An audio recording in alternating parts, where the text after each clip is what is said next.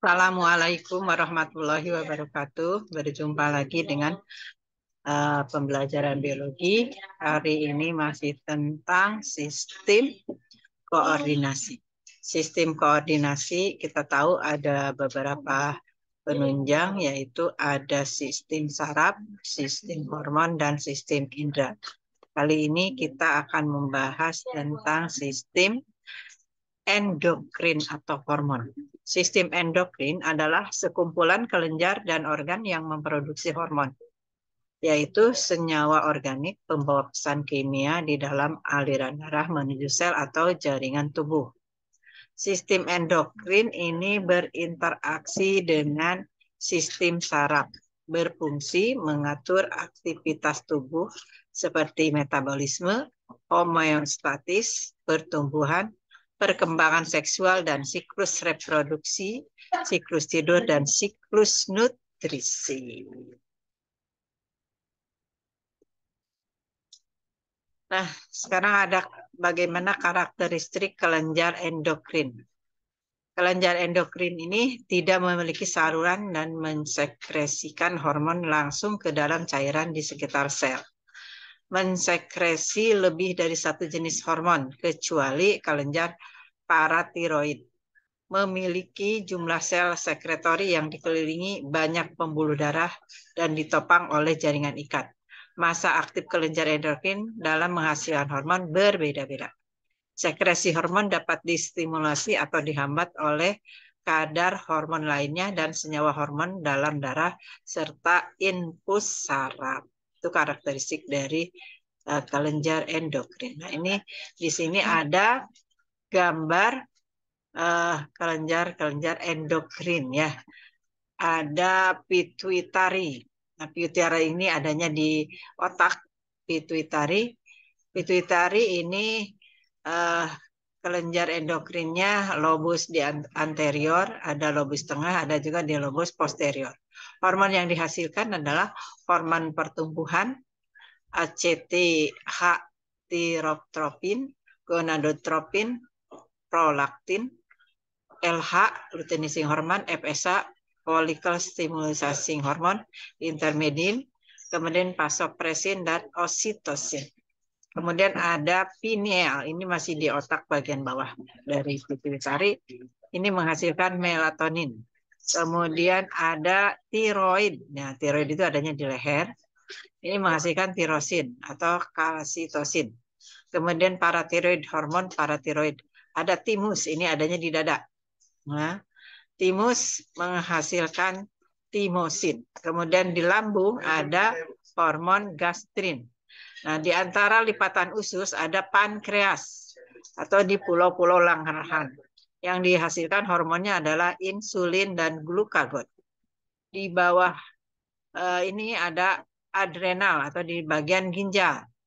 Di bagian korteks berbagai kortikosteroid dan di medulanya adrenalin dan noradrenalin. Kemudian di ini masih ginjal ada hipertensin ya. Kemudian di usus halus ada sekretin.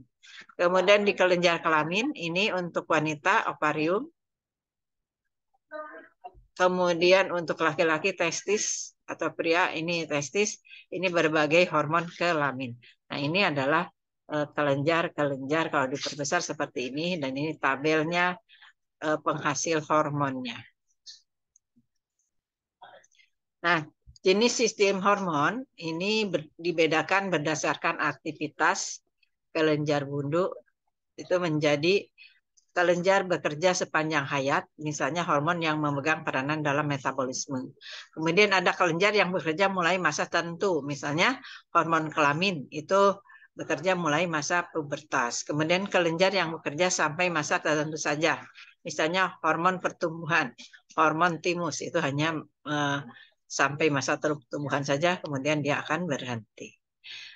Itu adalah, nah sekarang berdasarkan aspek macam dan letaknya. Kelenjar buntu dibedakan tadi di atas, tadi ada profisir, tadi terletak di Dasar otak besar, kelenjar tiroid, kelenjar gondok terletak di daerah leher, kelenjar paratiroid, kelenjar anak gondok terletak di dekat kelenjar gondok, kelenjar epifis di pelipis ya, kemudian kelenjar timus atau kelenjar kacangan itu adanya di dada, kelenjar adrenal atau suprarenal terletak di atas ginjal, kelenjar pankreas atau pulau-pulau Langerhans terletak di sebelah bawah lambung, ventriculus, ada kelenjar usus dan lambung, kelenjar kelamin dan kelenjar gonad pada wanita terletak di daerah rongga perut, pada pria di dalam buah jakar dan kantung skortum.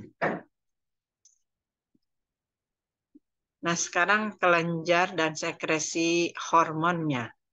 Hipofisis ini mengeluarkan atau pituitari itu tadi di otak, lobus anteriornya menghasilkan hormon pertumbuhan atau growth hormone GH, mengendalikan pertumbuhan sel, tulang, dan kartilago, mengatur laju sintesis protein, serta mengatur pemakaian lemak. Kemudian ada juga hormon perangsang tiroid, thyroid stimulating hormone, TSH, meningkatkan pertumbuhan dan perkembangan kelenjar tiroid atau gondok, laju produksi hormonnya tiroksin, dan metabolisme sel.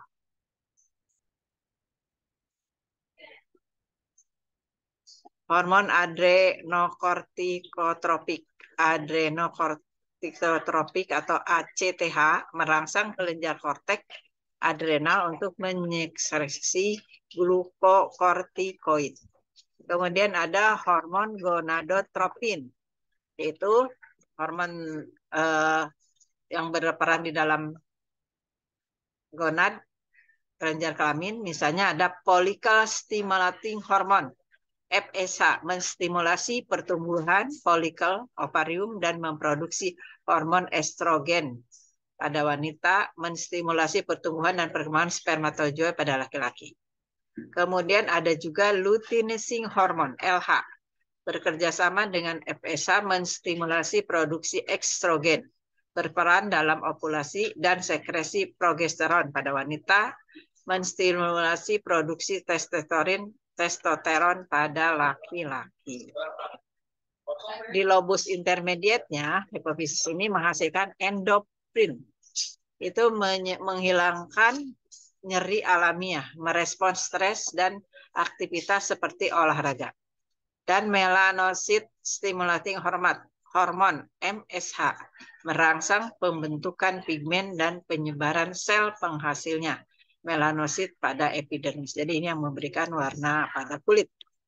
Kemudian di lobus inferiornya menghasilkan antidiuretik hormon atau ADH, yaitu berfungsi menurunkan volume air yang hilang dari urin. Dan oksitosin menstimulasi kontraksi otot polos saat melahirkan dan pengeluaran ASI pada ibu menyusui. Berikutnya ada kelenjar tiroid atau gondok. Nah, menghasilkan hormon tirosin, meningkatkan laju metabolisme sel, menstimulasi konsumsi oksigen, meningkatkan pengeluaran energi panas, serta mengatur pertumbuhan dan perkembangan normal tulang, gigi, jaringan ikat, dan saraf, dan tironin. Kemudian paratiroid, kelenjar anak gondok, menghasilkan hormon paratiroid hormon, VTH, untuk mengendalikan keseimbangan kalsium dan fosfat dalam tubuh melalui stimulasi aktivitas osteoklas atau sel penghancur tulang, aktivasi vitamin D, dan menstimulasi reabsorpsi kalsium dari tubulus ginjal. Berikutnya yang keempat adalah kelenjar adrenal, suprarenalis atau anak ginjal. Adrenal, bagian medula, menghasilkan adrenalin atau epinefrin, meningkatkan frekuensi jantung, metabolisme, dan konsumsi oksigen. Dan noradrenalin, norepinefrin, meningkatkan tekanan darah dan menstimulasi otot jantung. Adrenal bagian korteks menghasilkan aldosteron, mengatur keseimbangan air dan elektrolit, Kemudian ada glukokortikoid, mempengaruhi metabolisme glukosa, protein, lemak, dan menjaga membran lisosom. Dan gonadokortikoid sebagai prekursor pengubahan testosteron dan estrogen oleh jaringan lain.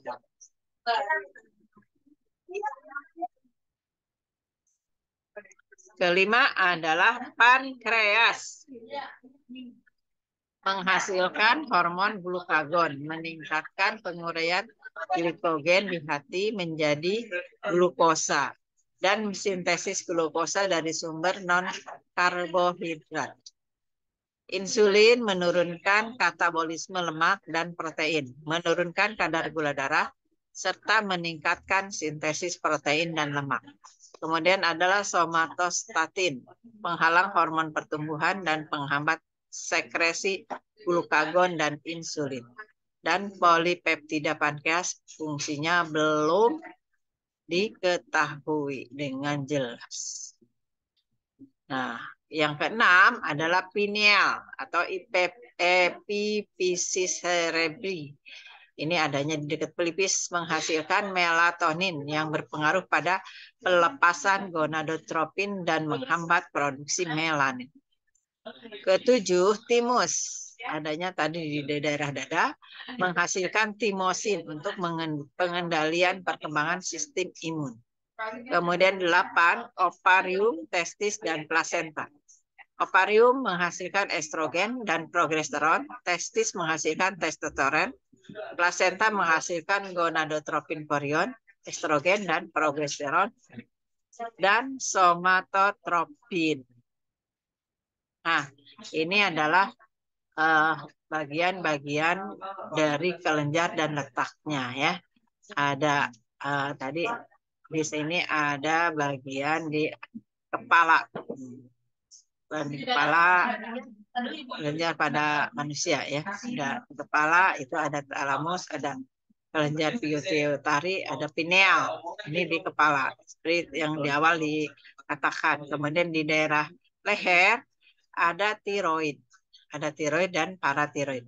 Kemudian ada kelenjar timus di daerah dada. Kemudian ke bawah ada kelenjar adrenal. Nah, kemudian di daerah usus ada pankreas ya, pulau-pulau langyahan. Kemudian ada gonadotropin yaitu di uterus, yaitu di ovarium, uterus dan ovarium untuk wanita, dan di testis untuk laki-laki. Nah, ini menghasilkan hormon-hormon yang telah diuraikan tadi. Nah, ini ada beberapa perbedaan sistem saraf dengan sistem endokrin. Kita lihat nomor 1 sampai 5, kemudian aspek pembedanya ada aksi, respon, pengaturan, ekskresi, dan komunikasi. Sistem hormon dan sistem saraf. Nomor 1, aksinya pembeda. Sistem hormon itu lambat, sistem saraf cepat. Nah, kemudian respon. Sistem hormon tidak langsung, distribusi lebih luas.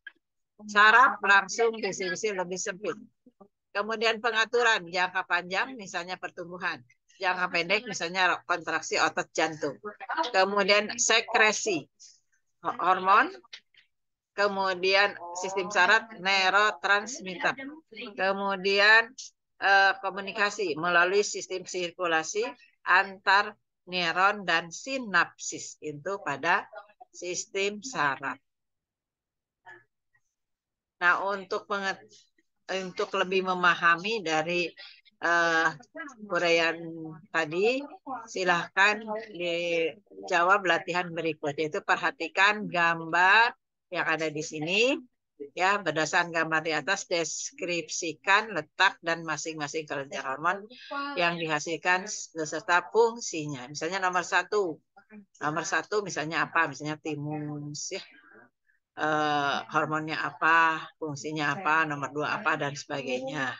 Itu silakan dijawab di komentar. Nah, nomor 2 ada bacaan sebagai berikut.